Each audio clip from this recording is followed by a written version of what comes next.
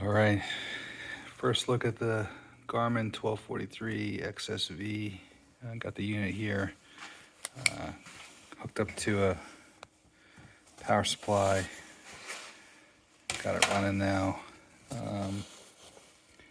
First impressions pretty fast.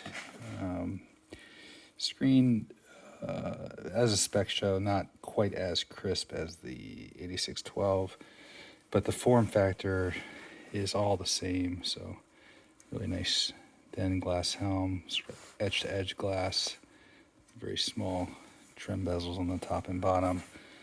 Chip door relocated to the back. Power button is built into the glass. Dual channel sonar is not on this unit, so you only have one channel, one 12-pin port. You get two RJ45 network ports. You've got NEMA 2000 for data connectivity, J1939 for engine integration. You've got video input for engine camera, or if you want to somehow get an analog video signal in, you can do TV and those kinds of things.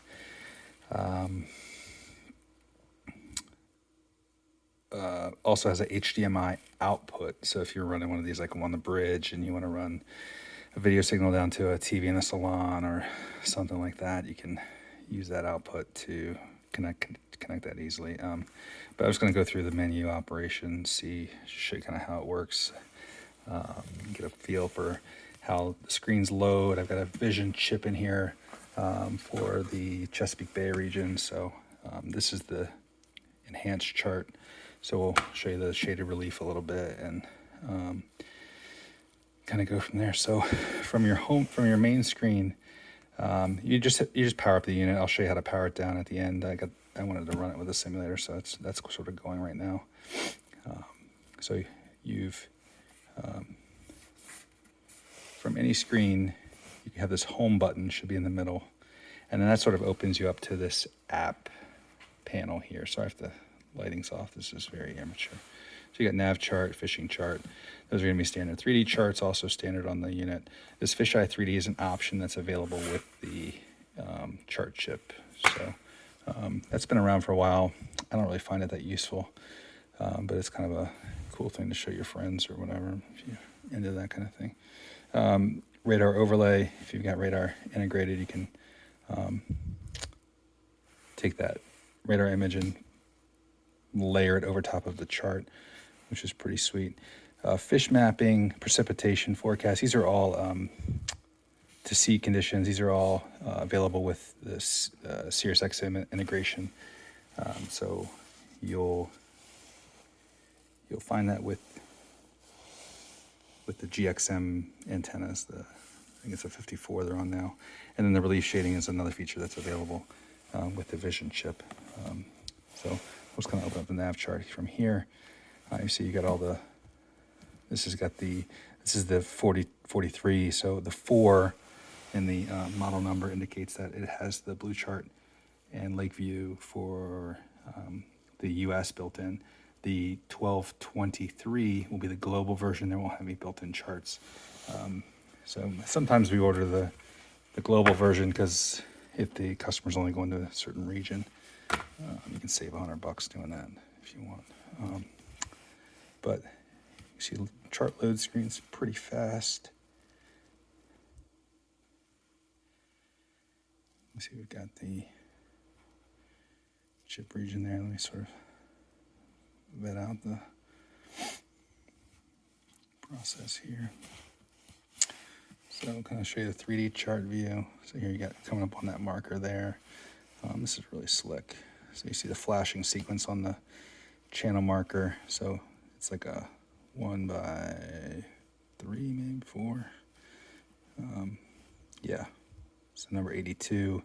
It's flashing red on a 4-second interval. So you can see the flashing sequence is kind of nice. If you're running around at nighttime, you can line up those channel markers in the distance for confirmation. But this view, they'll flag the hazardous areas in red. And yeah, that's the 3D chart view. Fishing chart is going to be a more stripped down perspective, slightly less noise, but heavy on the contour line. So if you're fishing, look for the shelf, or get some more kind of elegant shading here as well. That can be nice for you. So give that a shot. But the real money is on the shaded relief here. So so check this out. So this isn't a very glamorous shot zoomed in, but you can see the shelf here. This is the channel running up the bay. We're down south of the Bay Bridge. Here's Bloody Point there if anyone's in the Bay Area. So we've got the Bay Bridge crosses over. Here's Annapolis here, South River, the Seven Rivers, South River. There's Thomas Point Light, and Bloody Point's there. So I've got the simulator running in sort of just outside of Eastern Bay, up here in St. Michael. So you can see that the contour lines, you can kind of pick up these bumps.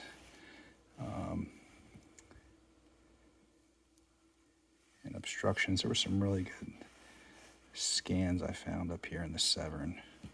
There's some oyster reefs up here. Here's the 450 bridge that goes across there. You see it's marked as a fish haven, oyster reef, but you can actually see you can really get in on it too, to see that bottom. So what's happened is NOAA has gone and paid for people to go out and scan the bottom, and they've made that information public, and Garmin and Seymour and all these guys have taken that data and put it into these features. Now offshore, let me show you this really quick so you can find the jack spot. It's been a long time, but you can see the canyons. Man, you can really get in on it here. Here's the Washington. So if you're trying to run one of these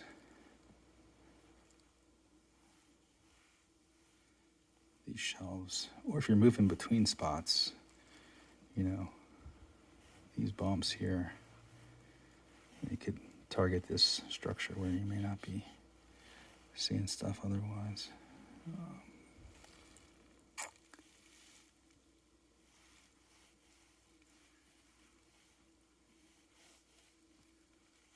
You got a lock up.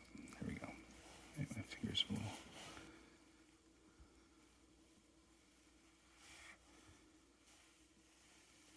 So this is where the shaded relief really comes in. Look at these. So it's got these, it looks like these box cars have been dropped, or some old ships. Look at that. These aren't even marked on the chart. Or at least not my chart. I mean, so what you'll get is, I'll go back and show you this in a minute, but here's a side-by-side. Oh, I lost it. Go back over so we can find it again.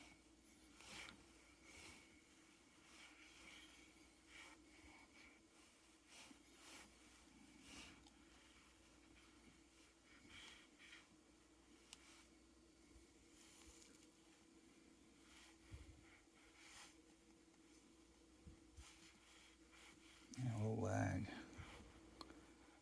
I'll probably get cleaned up with the software updates eventually.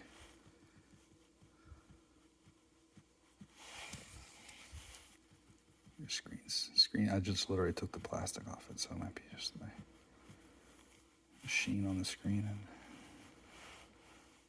be wiped away. But that spot is right here. So we've got this fish obstruction. All right, see Triangle Reef. Right, this is Blue Chart. This is just Blue Chart G3. That's the detail you get there. But when you get the vision with the shade of relief here, you don't even get that. They're not even on that. I mean, it's just fish haven, but I mean, you can see even down here, look at that. I mean, you can get on it.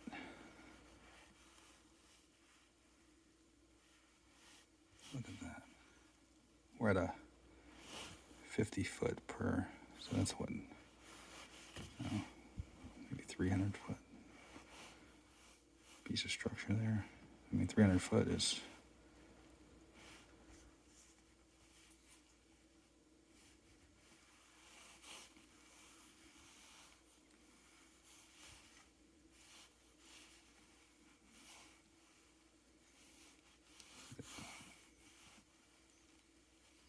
look at that detail. Yeah, so highly recommend that if you guys fishing or maybe diving or whatever. Give that a shot. General operation, just kind of back out to that. So here you have your home button. So I think I was on this screen before, but anywhere you hit the home button down here at the bottom. Menu here, if you want to mark, throw a waypoint down, you just hit mark, and then you can drop a waypoint at any point. SOS will can do a lot of things. If you're networked to your to a Garmin VHF, it can actually I think it can activate your distress call, but it can also just you can do a man overboard and it'll drop a waypoint and try to navigate you back. It gives you a script for doing a mayday call, which is pretty cool. But we're on simulator, so it's not gonna do all that stuff. Info, if you want to look up services for fuel or anything else, you can do that through there. User data, get your waypoints, and also here. If you have autopilot integrated, you can use this engage switch. It's a simulator right now, so you can activate your autopilot and set to standby. But from home, you have these tabs on the right side. So combos, charts, so there's all the charts, sonar, you got all your sonar options here. We're simulating, so we've got it all hooked up basically. So traditional, especially when you're running your blue screen. And clear view is going to be a down view image. Wow, that looks great. Color pattern standard. There's your side view. You got a split zoom, so if you want to run one at a different scale than the other, you can. Or different split frequency. So here we got chirp and chirp. I don't know why they don't have the simulator doesn't really tell us what's going on with those two. That's weird. Live view forward. So if you got the the right Panoptics transducer, you can run that guy. Live view down. That's the PS30 or something like that. You can run that. Front view. That's a forward-looking inducer. Real view. That's a forward scanning setup. Real view down. These are all Panoptics. And then this is historical. This is a really cool setup. I haven't run one of those, but live scope is the one that has been pretty hot.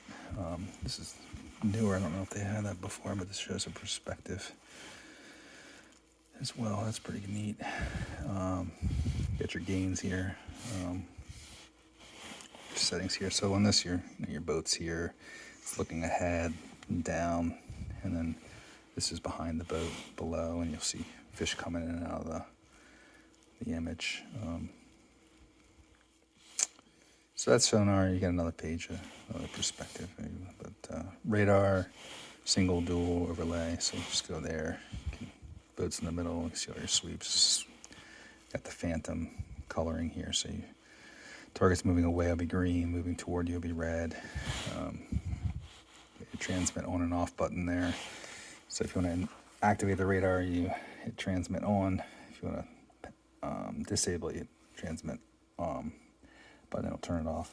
Your gains, so try to utilize these auto settings as much as you can, but this will kind of get you where you want to be at mostly. Usually, I find a lot of success with the auto high. The bird thing, unless you're running an open array, you're not really doing anything with that. Sea state clutter, sea clutter, and rain clutter. And then you can turn the trails on and off using the switch here, and then motion scope as well. But use auto.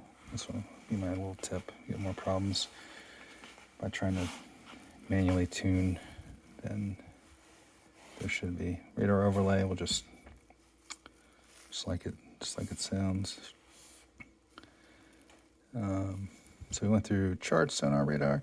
One helm is going to give you an array of this is kind of like everything else, right? So Active Captain is your integration. So you download the app to your phone, you sync your phone to the Wi-Fi network that the unit will transmit, and then you can do software updates and sync up your waypoints and routes, and you can do a whole bunch of stuff, update your maps and all that stuff. So definitely take advantage of that.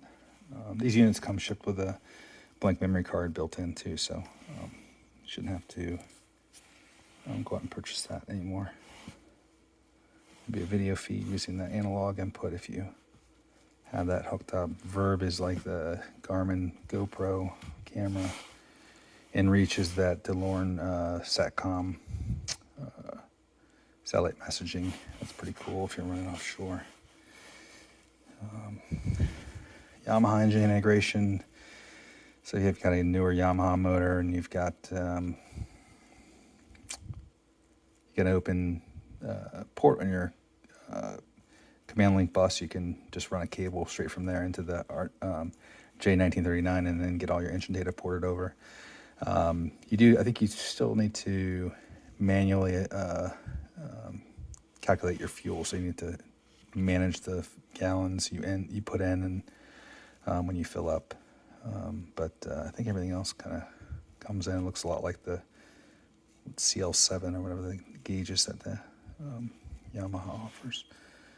Here's some fuel. You can just a couple preset. I think you can maybe even reconfigure some of this stuff too.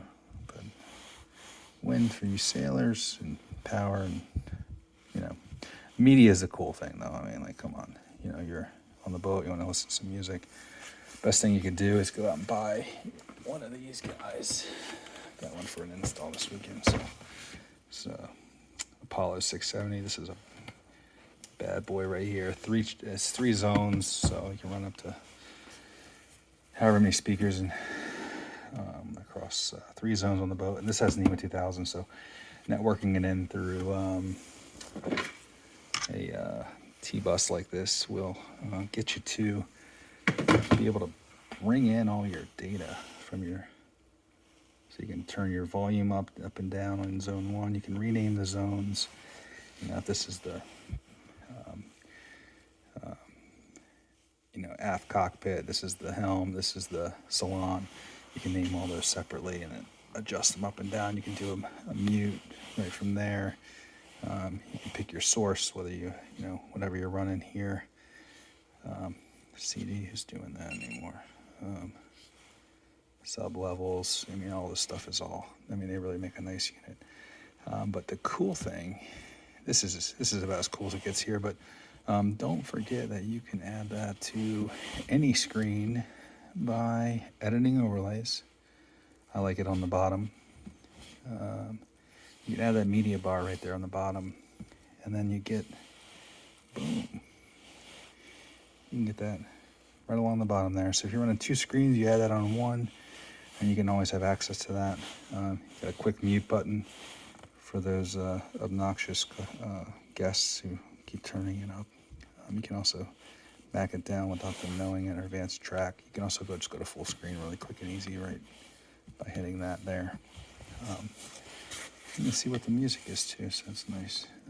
The other bar that's kind of cool is if you have a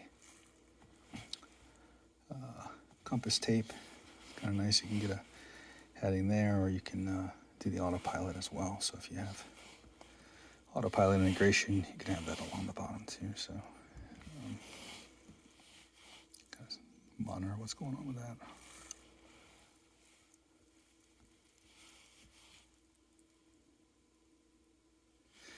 So combos, you've got some preloaded options here. I added this one manually. I'll show you how to do that really quick if you want. So menu, add combo, and then you really just build it. So pick out your layout. So with a 12-inch screen, you can do 3 panels along the bottom if you want, or you can do a 4-way split like that. I don't like doing more than 3 screens really myself, but one thing to know is that you can actually drag this and make this smaller. So you're running something like chart on there, and say you want to see your shaded relief as well, you're running out to the spot and you just want to run your sonar on that screen, you can do that. So in any screen, you can also go back and edit combo. You can say, well, I want that a little bit shorter there. You can do that as well. So menu, edit combo. You can name it, so whatever you want to do with that. I ain't got time for that. So yeah. Sorry, I got ahead of it.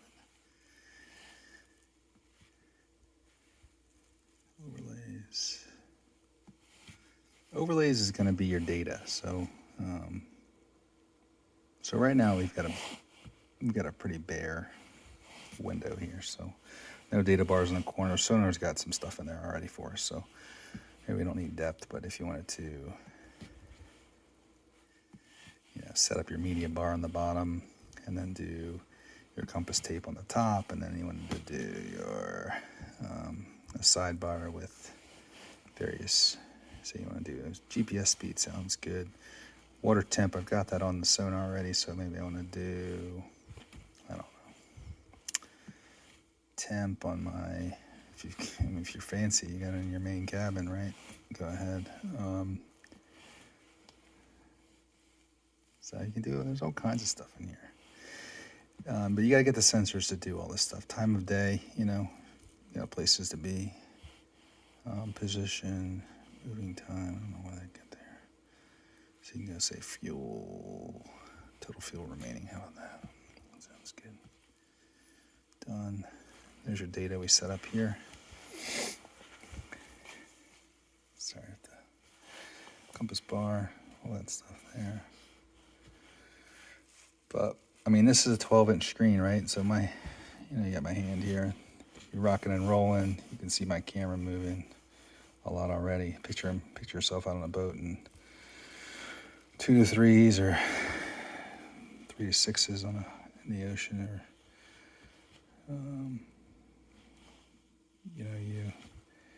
the more screens the merrier, the bigger the better. So the more screens you have, the less splitting you need to do. The bigger the screen, when you split the bigger the size of the panel, the panes will be. There's a smart mode option here. This is pretty cool. This really only makes sense, I think, if you're, well, you can do it for a single screen, but if you've got multiple screens, so say you got 2 12s, or I'm gonna do a 12 and a 9 on a boat soon. You can set up your activity, and then for that activity, you can configure how you want each screen to be laid out. So with one button press, say I want to go fishing, boom, I want my sonar here, and then maybe I have all my chart stuff on my right screen. It's not right dead center, but you can configure how you want the layout to look for both displays at the same time. So yeah, that's pretty good. I mean, and then for favorites, if you like it, flag it, just hold down and add to favorites. And then maybe you can just work right off of there. Each one you flag, it just saves it in your favorites there. So you can run right off of that too. All right, I'm gonna wrap it up. We're at 25 minutes of this unit, so I don't know. Enjoy it ad-free.